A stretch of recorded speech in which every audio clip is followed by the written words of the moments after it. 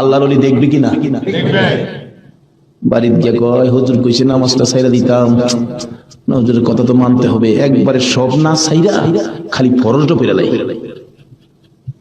একবারে কেমনে বাদ দিলাই, সারা জীবন নামাজ পড়লাম, আজকে নামাজটা কেমনে বাদ দিলাই, শুধু ফরজটা পইরা ঘুমাই দিচ্ছে। রাত্রে নবীজি আইসা ডাকতেছে, কিরে আজকে এই আমার সুন্নত ছাইরা দিলি? পীরের কথা হইনা কি করলাম, আফসোস। অথচ কোন খেলা খেলাইছে এটা গেলাম, হ্যাঁ হলো বুঝছে না।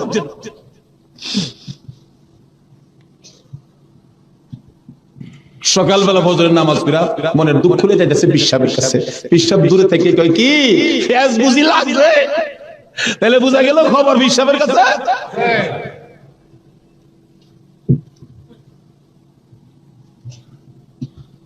হুজুর আর কথা কইেন না, আপনি না করছেন নামাজ পড়তাম, কত তুই বেটা নামাজ পড়ছস কে? আর কই কি আমি নামাজ পড়ছি না করছি আপনি জানেন কেমনে? বেটা খালি সুন্নতটা বাদ দিছস, তোর খেয়াল নাই ফরজটাতে পড়ছস, আমি কি জানি না মনে করছস? হুজুর কইরে লাইছে, হুজুর কি ফেস হইছে জানেন কি? আমি খালি আপনি তো কইছেন নামাজ পড়িস না, একবারে কেমনে বাদ দেই, আমি ফরজটা পড়ে ঘুমাই দিছি, সুন্নতটা পড়ি নাই। এইজন্য রাতে এসে হুজুর আমারে ডাকতেছেন, নবীজি কি রে আজকে আমার সুন্নত বাদ দিলাইলি? হুজুর এই সর্বনষ্ট হইছে।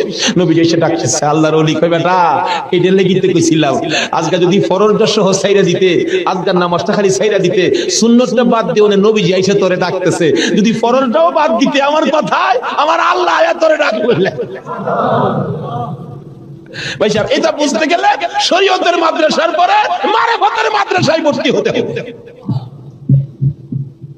জানি চট্টগ্রামটা পীর মাসের দিক দিয়ে গিয়া বাংলাদেশের মধ্যে আপনারা উপরে আছেন, এই জন্য আমরা আপনাদেরকে শ্রদ্ধা করি। আল্লাহ হায়াত দেখ সকলকে, সকলে বলুন আমিন। যাই হোক ওইদিকে আমার আলোচনা না, আমার আলোচনা হলো কারবালা। যাই হোক কারবালার দিকে পৌঁছে গেছি, আধা ঘন্টা সময় দিতে রাজি আছেন না আপনারা? আসুন হাইরে কারবালা যাচ্ছি, এবার কারবালা। এবার চিঠি পাইলেন কয় হাজার? মুসলিম বিন আকিল চলে গেলেন, 30,000 লোক মুরিদ হলেন, বাইয়াত গ্রহণ করলেন।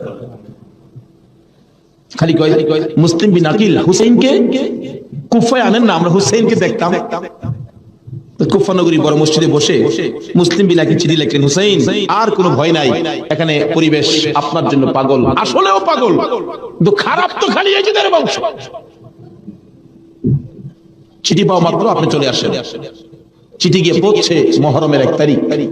হুসাইন 6 মাসের শিশু আলী আসগর সহ মেয়ে পুরুষ মিলে 72 জনের কাফেলা নিয়ে রওনা হলেন কুফার দিকে। যেহেতু চিঠি পাইছে মুসলিম বিন আকিলের হাতে, ওদিক দিয়ে যেই চিঠি পাঠাইছে শুনছে ইবনে জিয়াদ এজিদের পক্ষের লোক আইসা সবাইকে সরিয়ে